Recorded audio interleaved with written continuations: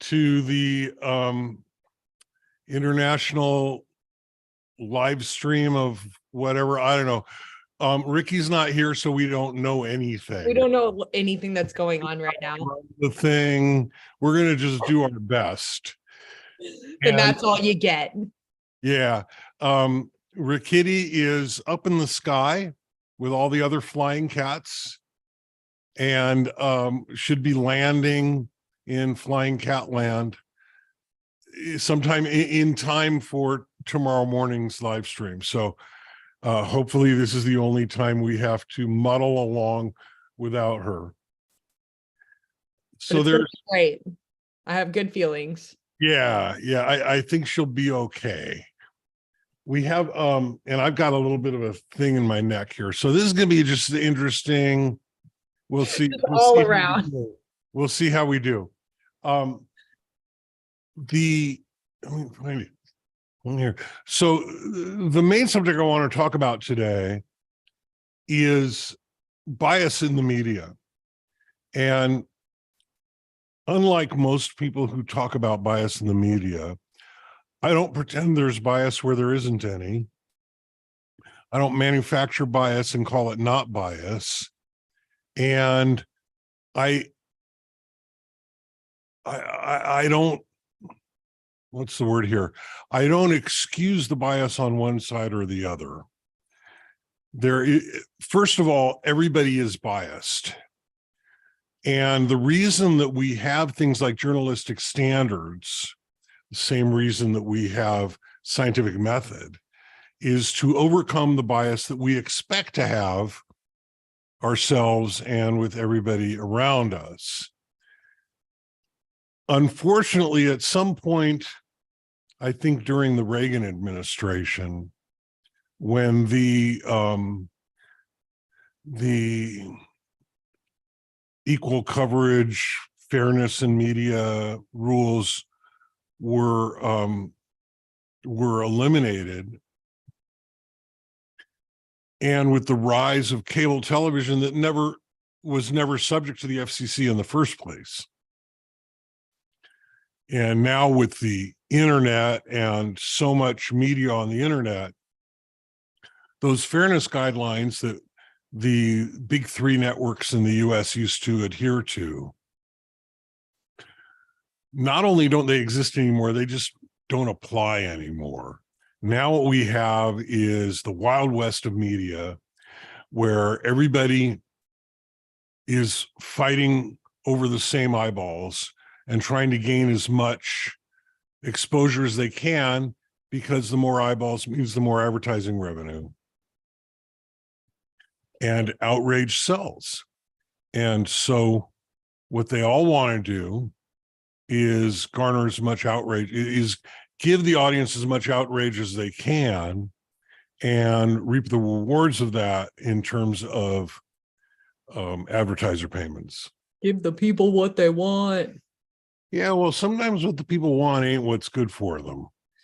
I know a lot of the people in my inner and outer circle have kind of taken a step back. I mean, obviously people watch the news in the morning for like the weather. I know my mom watches it in the morning for traffic, you know, to make sure that she can get to and from work, or if she needs to take the little back roads.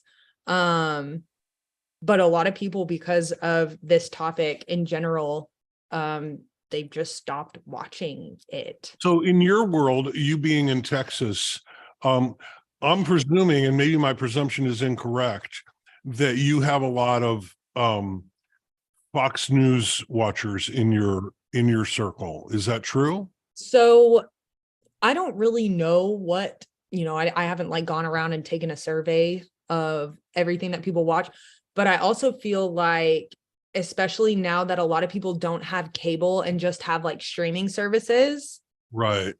You know, like not all the different news channels are always available. You know, you either have to like pay for a streaming service that hosts your specific or preferred like news channel, or, well, you know. Your demographic is probably younger than a lot of the more right-wing folks. And I think that's what I meant by my circle, like my friend group, my family, not necessarily Texas, because I mean, I have friends all over the United States, you know, because I was a military spouse, and we lived everywhere in all parts, met a lot of really awesome people. And then once you met them at one place, we all kind of like dispersed, you know, and went even further. So I just kind of meant like in my world, as in my circle, not necessarily Texas. Yeah. And so perhaps in your parents' generation, there might be more of that, but maybe not. I don't know. In any event, I want to talk a little bit because I get this a lot. And in my circle, because in my life, I've done so many things, and some of them involve larger numbers of people, teaching large numbers of people, that I have some pretty big circles of friends. When I look at my friends list, like I have something like, I don't know, 700 Facebook friends. Oh, is this are we comparing now? Are we No, having a no, contest? no. The weird thing is, unlike most of the people that I know that have hundreds or thousands, even thousands of Facebook friends, I actually know all of these Every people. single one of them, yeah. I don't accept friend requests from people that I don't know IRL. That means in real life. There you go. Thank you for I knew that one. Mhm. translating from me. So I have a really large circle, and I mean, these aren't all close friends. I mean, really, the close friends, the very close friends, I can count on the fingers of one or maybe two hands. The people that you know that I would actually spend an evening hanging out with, and I mean, you know, like one-on-one or like that. So, but even some of my close friends are further to the right than me. My close friend that I went to last week to see Dodgers spring training game with, and he's pretty right wing, and we do not see eye to eye on politics at all. On the other hand, he is not one of these radical crazies who would go and storm the Capitol either. But you know, he does watch Fox News, and he believes some of it anyway. I don't know how that happens, but But I like that because I've been around the two of you at the same time. I like that y'all are able to have like passionate conversations, but it doesn't affect y'all's friendship. You know, you have the conversation, you kind of hash out whatever it is the subject is, and then you go on about your life. we go way back. And I feel like if more people were together. like that, everything wouldn't be so crazy, you know, like you're allowed to think what you want to think, and they're allowed to think what they want to think. And why should that matter? Why should any of it affect your close personal relationships? I don't know. I agree. And then I also have friends, like a very close friend of mine, who, I mean, we were roommates in the 90s. And they were roommates. Yeah, well, yeah, we were roommates. We shared a house. I was working in Texas. I was working in Austin at IBM. And this is like back in 92, 93. And she calls me up and she says, I want to get this house, but I can't afford it on my own. Will you go in half with me? And when you're here, you can stay here. When you're in Texas, you can. And I said, yeah, great. Happy to, because I was earning good money at the time. And, you know, I had never even seen the house. And we shared that house for, I don't know, 7 or 8 years. Wow. And we had another roommate too. And I don't even remember his name.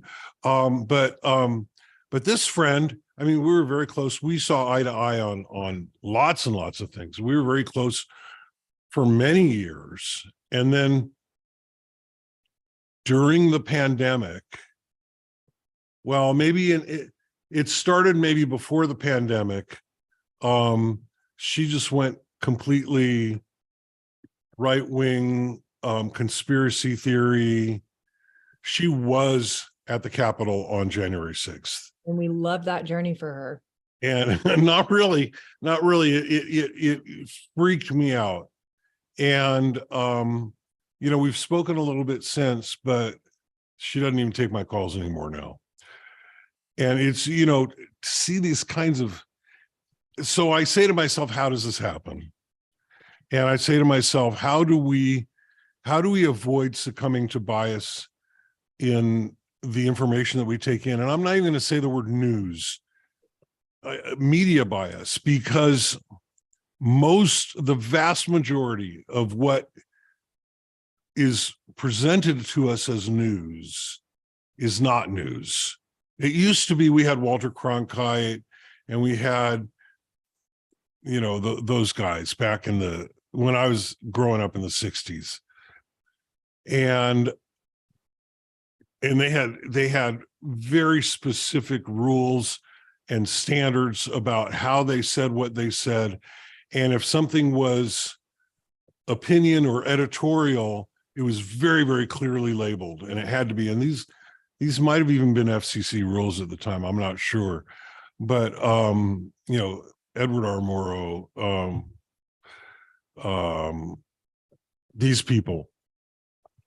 Well, it's funny you say news, because did I tell you about the conversation that Ricky and I had about just the word news? Northeast, west, south. Well, I think it's when we were working on the first newsletter, and she was like, that's news. That's such a weird word.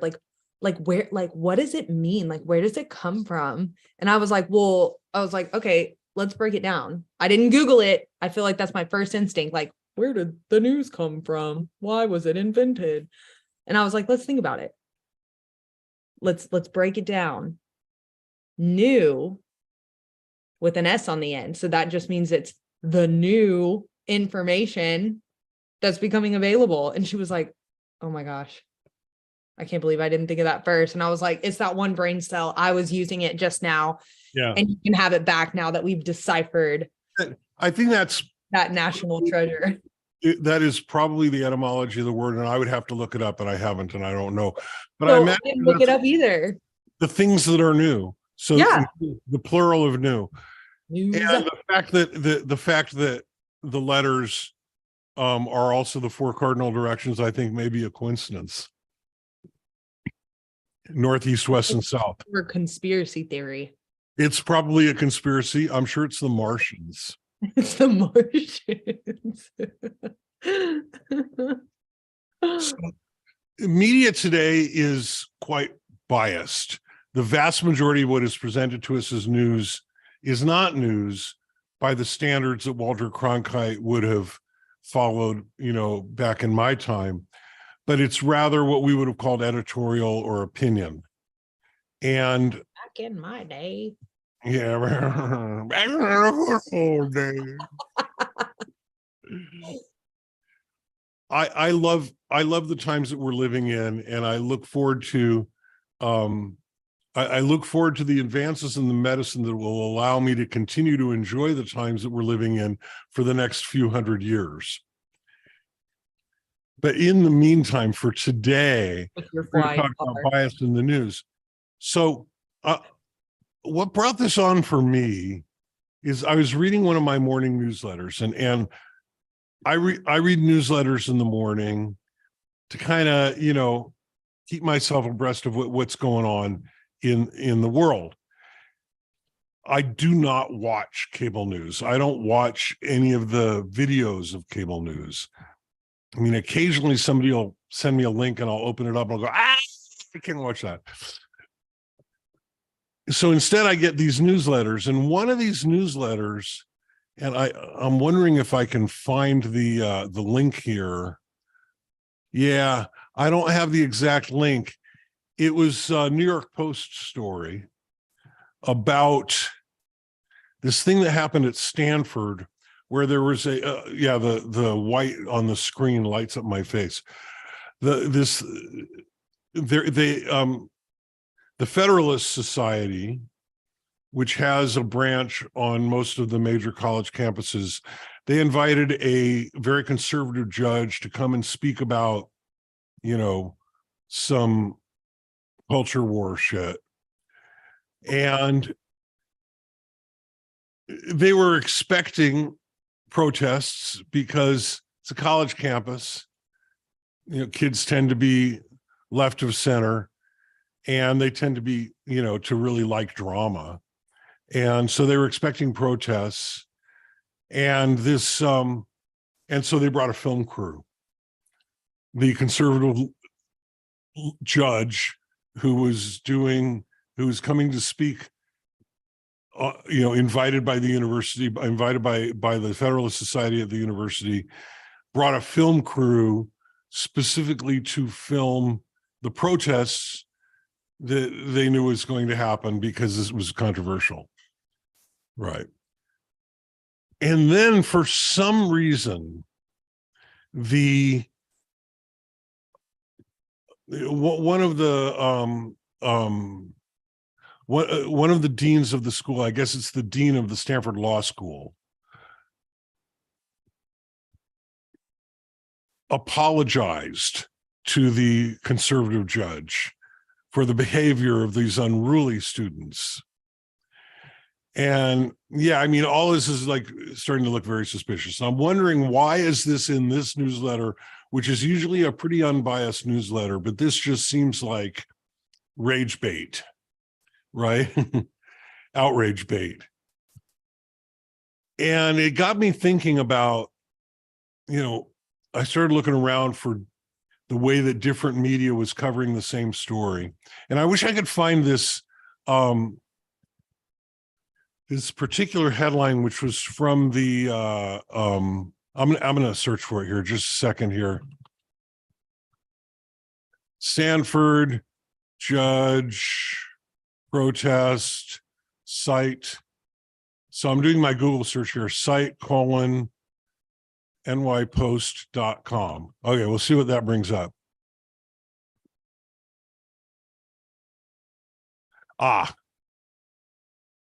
Here we are. So this is the headline from the New York Post. Now, the New York Post has a long tradition of outrageous headlines. And they used to be, I think, Isn't that the whole point of a headline, though? Like, no, the point of a headline, like eye-catching. Yeah, it's supposed to gather your attention. It's supposed to tell you about the story. Oh, and in any event, but the New York Post has always been one of the more colorful. But in recent years, it was purchased by Rupert Murdoch, and so its outrageousness now tends to be right-wing agenda. So this headline reads as follows: Stanford finally apologizes to Trump-appointed judge whose talk was ambushed by students, woke dean. Now, I like this as an example, and I want to break it down word by word, because this gets to the point of, yes, you in front, yes. Ms. Jingleheimer Schmidt. Thank you so much, Mr. Spartacusheimer Schmidt. Or you might be related. Have you done a 23andMe? Is there, I didn't know if you knew this off the top of your head, but isn't there some kind of limit to like how many characters or words you can use on a headline, or does the limit not exist? It used to be limited by typesetting and print. I gotcha. You had so many column inches, and how many are you going to devote to the headline? And all that is free now with electrons and photons and I do the crossword puzzle with my dad every week, and because he needs me for like the pop culture stuff, so the New York Times crossword. Yes, and he does it every day. Yeah, I usually help him with like the Thursday, Friday, stay away from like the Saturday, Sunday, because it gets harder as the week goes on. The Sunday one is always a blast, and I haven't finished a Sunday one in years. because I just don't have that many hours on my Sunday morning anymore. There was a time when I used to have many hours on a Sunday morning and I would finish it. But those days are long behind me. So I do the crossword with my dad, and then I do like I read the comics, because who doesn't, you know? Well, I haven't had a print newspaper around here in a long time, but I used to love. But you know, the comics aren't the same since Bill Watterson and the Far Side guy retired. You know. But I feel like that's a really long headline. This is a very long headline. Okay. For print, I don't think they can get away with it in print, but on a computer screen. Oh, okay. And it probably fits in a tweet. I would have to count the characters, but it probably fits in a tweet. 1, 2, 3, 4. Oh, there you go. So let's break it down word by word. Stanford. That is the name of the college. It is informative. It is not biased. Stanford. Next word, finally. So finally is a bias word. It implies that something should have happened before, and by all rights should have happened before, but now they're finally doing it, as if, they delayed and took too long because they're stupid or something. Stanford finally apologizes. Now, apologizes, that could cut either way. It might be a news report about the apology. It's not. Or it might just be implying that that they did something wrong. 2, so that's an article, and that's fine. Trump appointed judge. We'll allow it. That was not true. Trump appointed judge. Now, the person that received the apology is a judge, and that judge, so you could say that is unbiased, the fact that it's a judge, but Trump appointed judge is there for the audience of, in this case, the New York Post, a right-wing audience, is supposed to it's supposed to bring some sort of a reaction, right? You're looking like you're looking at the comments. Are we having comments come in? No comments yet. There's just a few things I'm still trying to figure out on the production side of all of this. So normally we have a very experienced Kitty who does this. And she's not here, and that's probably why everybody is like, no thanks, Tom Hanks. Because I changed the title, of the videos, and it was supposed to go everywhere. But on one of the Twitters, it still says we're doing our morning 10-minute live stream. Yeah, it's hard to edit the Twitter. They don't let you edit. Oh, so it is in fact not morning, friends. Definitely nighttime. It might be morning for some people, so they're like, hey, we're catching them bright and early. So it might work out. All right. So pointing out that it's a Trump appointed judge is loaded. Loaded is the word that I'm looking for. It's either loaded one way or the other, depending on the audience, but it's definitely loaded. I mean, the apology had nothing to do with the fact that the judge was appointed by Trump, whose talk was ambushed. Now, ambush is a very loaded term by students, and students, students is descriptive and neutral, comma, woke dean. So whenever you see the word woke, you know that you're looking at a very right-wing source. And I'm just going to say this, nobody in the last, 4 or 5 years has used the word woke, except the far right using it as a scare word. So I look at this headline and I say to myself, and this is in my otherwise, very nonpartisan newsletter that I'm like, why is this here? And so, like a sucker, I opened it up. And the first sentence, Stanford University has finally apologized to the Trump-appointed federal judge whose talk was hijacked by student protesters and a woke dean. So the headline was very accurate. The headline is exactly what the article is. Now, that got me wondering, so how are other people covering this, right? And so, what is this one? I couldn't find this story covered on any right-wing media. I couldn't find it on any neutral media. NPR isn't covering it. BBC isn't covering it. Reuters isn't covering it. AP isn't covering it. The only people who are covering it are the far right. The Sun, which is another Rupert Murdoch paper that's based in England, but has a US branch, and Fox News, which is also owned by Rupert Murdoch, and the New York Post. And one of the Fox News headlines says, and I love this, what Stanford, UC Davis campus chaos has in common with Antifa. And again, Antifa is another one of these words that you will only see used as a scare word by the far right media. And so all of this just had me thinking, you know, when I'm looking at my Google News feed or my newsletters in the morning, or just, you know, however it is that I find my news, how can I discern and how can I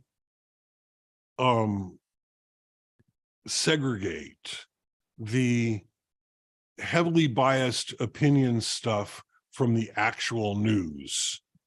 And I thought, okay, so we'll talk about this. The first thing that I look for is loaded language. So if I'm reading this headline here and I see the word chaos, I'm like, wait a minute, has there been chaos on these campuses? I mean, any more so than normally you get with a bunch of hormonal, Rowdy college kids, rowdy teenagers in an institutional environment that they don't want to be in. I mean, chaos, you know, are they drinking? Are they throwing wild parties? No, because it goes on and says, has in common with Antifa. Now,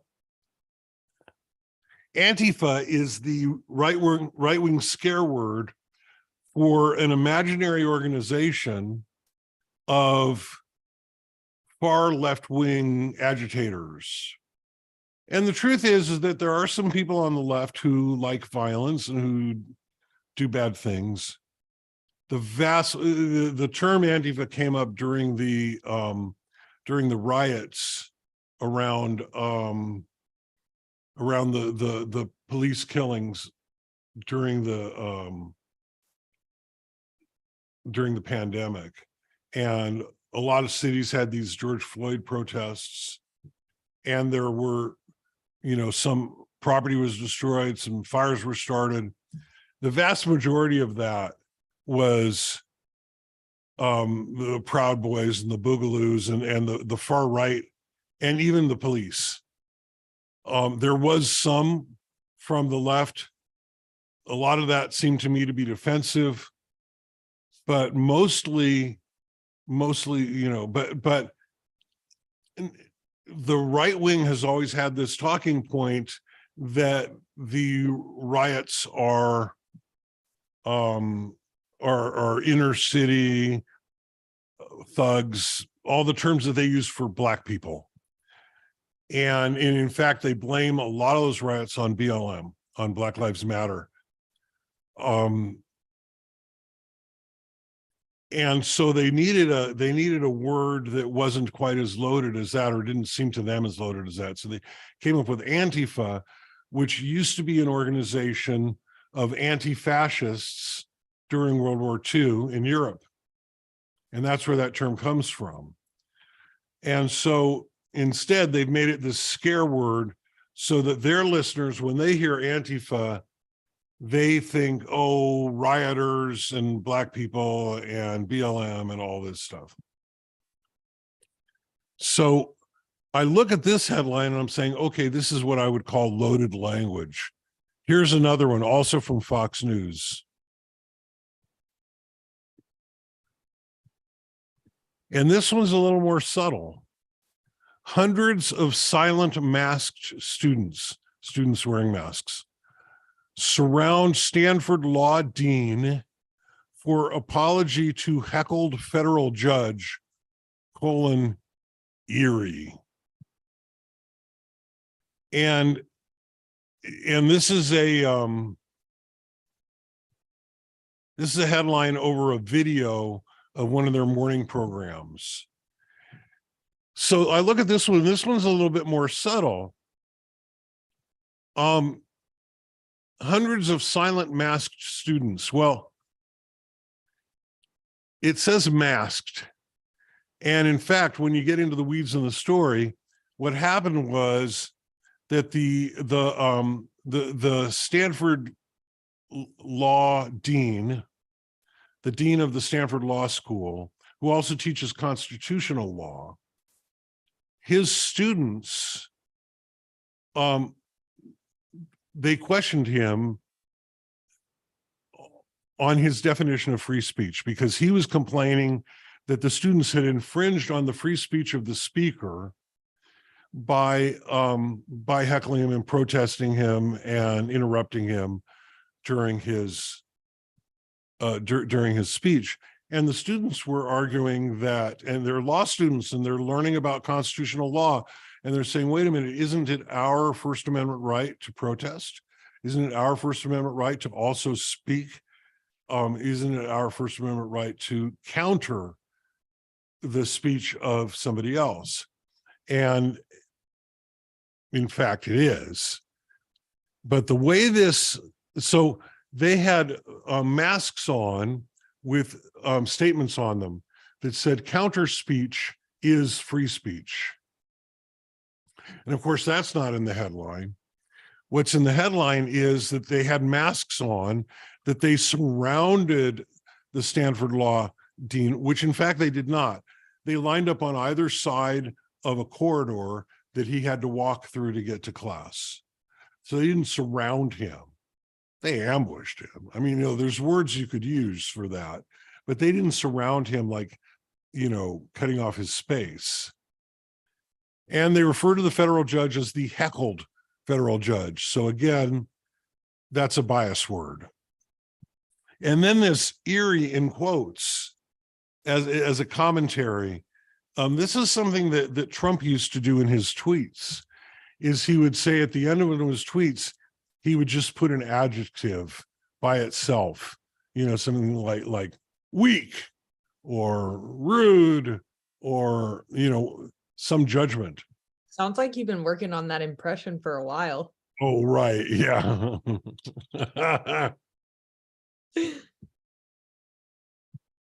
Yeah, so they put their scare word there, their label there, their adjective there, eerie, as if they needed to set some sort of a mood for their headline. So these are some of the things that I look for in headlines. I'm going to give you another example that is less controversial, but still a thing. The Sun, the Rupert Murdoch paper that also has a branch in the U.S., so it's the U.S. Sun,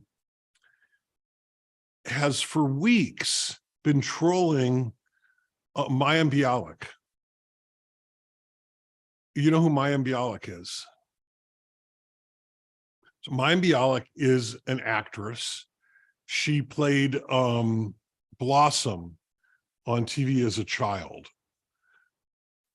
And then yes, Later, she was on Big Bang Theory as an adult, Yes. as Sheldon Cooper's Sheldon's girlfriend and then wife. And she now That was a hosts. spoiler.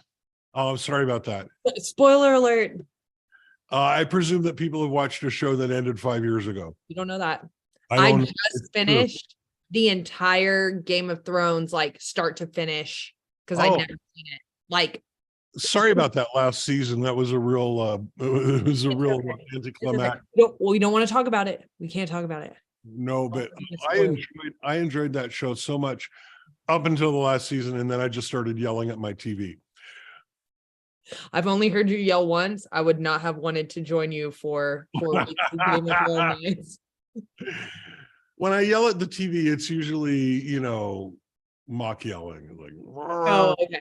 I yell at the how dare you? Well, no, I do. If I'm by myself, I'll let out expletives and, you know, Yeah, crazy. certain fingers and Join us next week for a live stream of BearHeart yelling at his TV. we'll get a reaction video of me watching the last few episodes of Game of Game Thrones. of Thrones. I'm here for it. 100%. So Mayim Bialik now hosts Jeopardy, but she doesn't host all of Jeopardy. She hosts just the special tournaments, and she trades off with Ken Jennings. And clearly the son prefers Ken Jennings. Oh, well, yeah. So Mayim Bialik is also very active on social media with issues, very liberal politics, and very involved in things, all things Jewish. She's she's Orthodox Jewish, and you know, I enjoy her Jewish takes on things. I enjoy her a lot. I think she's fabulous, and she happens to be my favorite Jeopardy host, who is not Alex Trebek. Because you know, Alex Trebek was the man for all that time. Anyway, the Sun doesn't like her, and they keep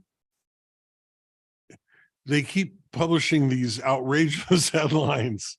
This one here says, Jeopardy fans left furious over contestants' brutal back-to-back blows from host Mayim Bialik during tense new game. And this is the kind of stuff that I don't know what their thing is with Mayim Bialik and Jeopardy, but lately they've been very on top of that. So what actually happened, because I watched the video, is a contestant gave answers that were not correct. They were close, but not correct. And it was around names that they mispronounced. And this has always been and the thing is that the host doesn't determine whether the answers are correct or not. The judges do. And the judges send her a note on her little screen, and they tell her what the problem is, and then she reports this because she's the host. She reports this. So I mean, it had nothing to do with her except that she's the messenger. But again, fans left furious. Well, which fans? Can you quote them? No, they're not listed in the article anywhere. Over contestants' brutal back-to-back blows from host. There were no blows. So again, you know, this is like not political. It's not consequential, but it's an example of, you know, what are these biased words that you can look for? So really, that's my message. Is there loaded language? And this isn't just in the headlines, but in the article itself. Is there loaded language? And, you know, how you got to look for the loaded language. You got to look for, you know, are these words that I'm seeing, are they loaded? Are they designed to make me mad? Are they designed to give me an opinion about this event that happened? what is the source of the information? There's information in this article. Where do they get that information? Are they quoting experts? Are they quoting anonymous sources? Sometimes anonymous sources are anonymous for good reason. They might be whistleblowers. They might not want to lose their job. There might be anonymous sources inside the White House, and you need to know what's going on in there, but they could lose their job if they tell you who they are. I felt like you just read my mind because you were like, why would they be anonymous? And I Well, was like, there are good reasons why. Yeah, well, are Ricky's we sharing a brain cell now? Ricky's not here, and Ricky's not here. You're passing it to me, and I'm like, no, take this thing away. Yeah, no, I don't need that one. Literally any of the brain cells, but that one that you and Ricky share. Oftentimes there's visuals with an article. And this reminds me of during the early days of the pandemic, every time they talked about the virus, they would always show pictures of Asian people. And, I saw this over and over and over, and it's infuriating because, oftentimes these Asian people wearing masks, these were just stock photos of Asian people wearing masks. In Asian countries, wearing masks has been normalized for decades because, air quality, not wanting to share germs with each other. I mean, I've been to these Asian countries, and you get on a train or whatever, and most, a lot of people, not all of them, but a lot of these people are wearing masks. So they had a lot of stock photos of Asians wearing masks, and they were using that for everything related to the virus. And it had this unconscious association of the virus with Asia. And while the virus did originate in Asia, in China, there was a lot of Asian hate in the early months and years of the pandemic, and there still is. A lot of white people are blaming just your Asian neighbor for the pandemic, and they had nothing to do with it. They're probably born and raised here in the US of A, just like you were. And so there's bias in the selecting of what pictures are they going to associate with the article. And so it's good to look for that. You look at these images and you say, okay, what on earth does this have to do with the subject of this article? And is this designed to give me an opinion of some sort? And if so, I want to ignore that. I want to form my own opinion. And another very common one, does the headline match the piece? When I look at this Sun headline about Mayim Bialik and I watch the video, I'm like, no, this headline does not have anything to do. It wasn't her fault. There were no blows, So these are things in addition to the bias words like so-and-so admits to blah, blah, blah, no, he stated a fact. He didn't admit to anything. He stated a fact. So-and-so slammed for this. Really, well, who was slamming them and why? And what was their motivation, right? So-and-so under fire for, okay, what fire are they under? Who is, take these bias words and ask the question, what does this actually mean? What are they actually trying to tell me? Are they trying to influence my opinion on something? Are they trying to move me to change my opinion or to create an opinion on some subject for some ulterior motive? So these are the things that I look for.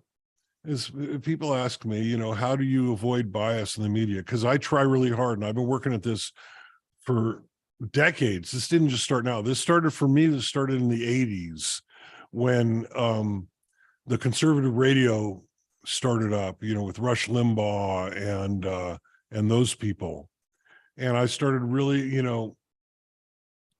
paying attention well, first of all, stop listening to those people, but also, paying attention to what I'm reading and what I'm hearing, and, where's the bias in this? And, how can I recognize that? And how can I counter that within myself by not listening to it or by asking the right questions?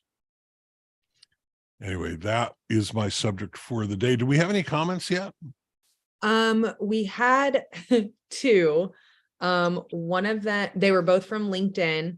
And one of the, Ricky does such a good job pronouncing everyone's name so eloquently, and I'm about to butcher the mess out of them. So I do apologize in advance. But the first one was from Barris Toyan. And it was when we were talking about the spoilers for Game of Thrones and Big Bang Theory. And it was after we mentioned the second one that they said another spoiler, LOL. So, and then the second one was also on LinkedIn from, again, I apologize in advance for butchering this, Kishore Pagadala. And I believe it was when you were talking about COVID. It may not, I'm not really sure. But it says, "This is not right. I tried to reach out, but there was hardly a response." So I'm not really sure what that was in reference to. You know, I tried to reach out when I saw those things, Okay. and I would always tweet at them because that was really the only way I knew how to do it. And sometimes I would comment in their thing, and there was never a response, and they never retracted them. They never changed the images, and they continue. And many of those people are still to this day blaming Asians for the pandemic, just like Christians blame all Jews today for killing Jesus. It's like that was 2,000 years before I was born. Okay, I really don't know what the politics were at the time, and so yeah, that's people. It's human nature, and then we just got another comment from Barris Toyin, the same one that said another spoiler.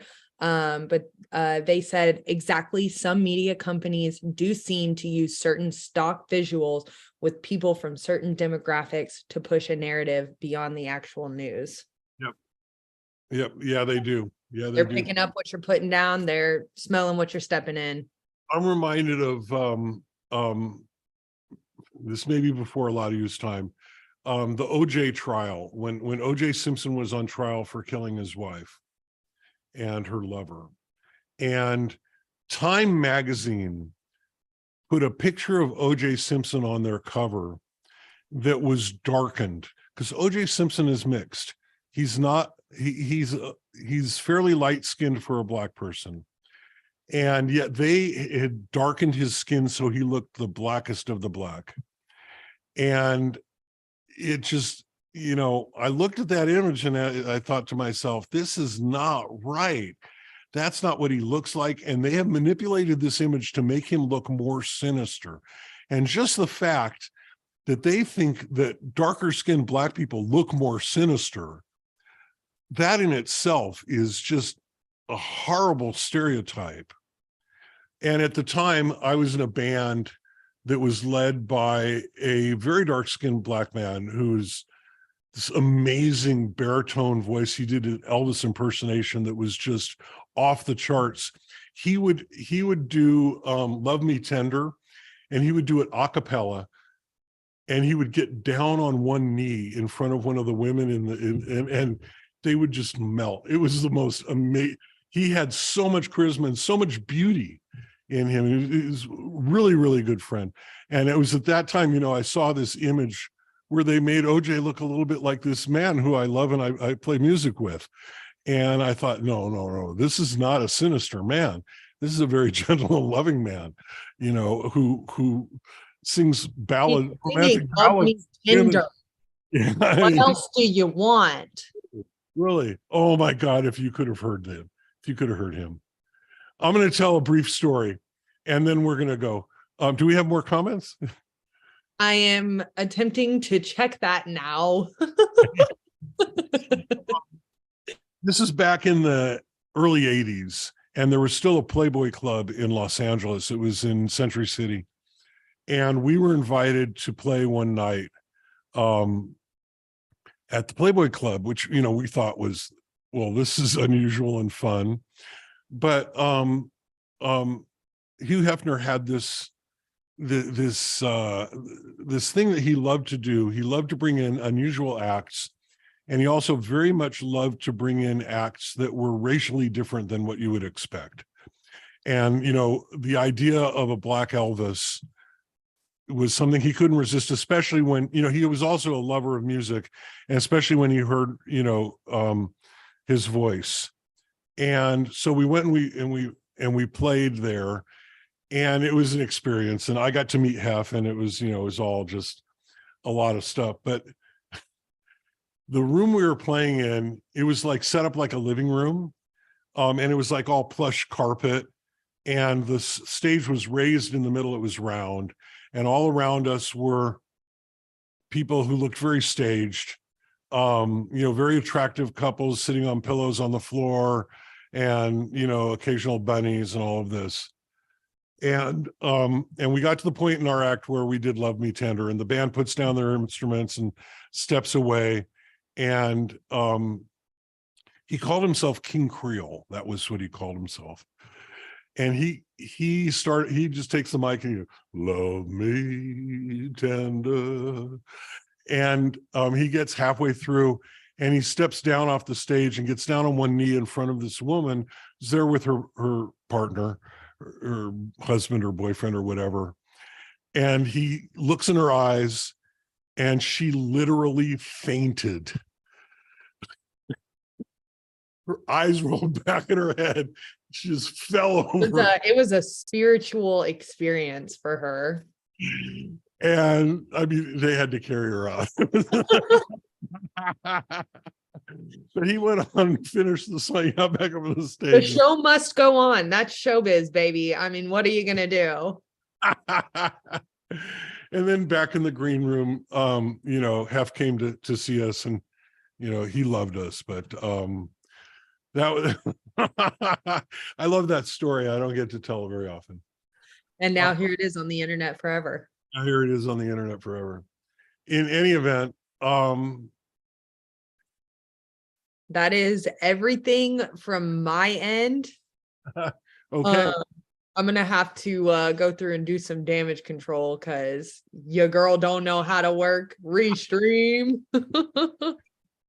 That's fine. It all just like some of them changed, some of them didn't, some of them only changed the title and not the description. It still says like, "Good morning, welcome to our morning live stream." I'm like, well, the truth is that even when Ricky does it, I've had to go in and change, and fix them sometimes. There's nothing you can do about Twitter because it's just on there forever. I don't know. We might think about paying the fee. I'm not really excited about giving $8 to Elno. Verified and be able to do whatever you want on there. We may end up doing that. I don't know. No, I'll know for next time. This is my first time doing it. Maybe Ricky and I should switch off more often. Here, and I'm going to say, good job. Thanks. Thank you for taking care of us today. And I miss you, Ricky. Miss you, Ricky. I think everybody misses Ricky when she's not. When she's not in her cat form. But look, I've got two like mini Rickies right here. You do. It's true. It's They're true. the three best friends that anyone could have. Ricky made that background for you. She did from scratch. And she has these. This is an actual like wooden, I believe, wooden cutout. Yeah. That hangs in her guest room. That's where I stay when I come to visit. And I mean, it's pretty big. It's like way high up on the wall, but I mean, I could hold it up to my face and it would be the size of my head with the hat and everything. That's fantastic. My wife Rose came into the office today, this morning, and she was just blown away by all the cat stuff, and she just thought it was completely adorable. It is the purse holder where she puts her purse on there and the little cat pops out. Have you seen that? I haven't seen that. Oh my gosh, it's so funny. There are cats everywhere in there now, and when I go in there like to get something out of the printer, I have to be careful to not there's like these porcelain cats right on the printer. I'm surprised they don't scare you or you're like karate chop. I ain't afraid of cats. I ain't afraid of dogs. I ain't afraid. We do have one last comment also from LinkedIn. So thank you, LinkedIn, for always being day one A1s from Paul Sylvester. And it says, new here, looking forward to the story.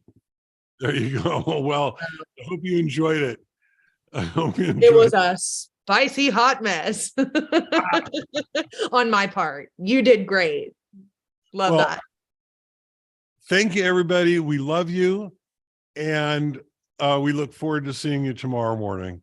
We'll be back tomorrow morning, 11 a.m. Pacific. And we look forward to seeing you then. And I won't have to change the title. It'll already say morning live stream. So, So bye. no, bye.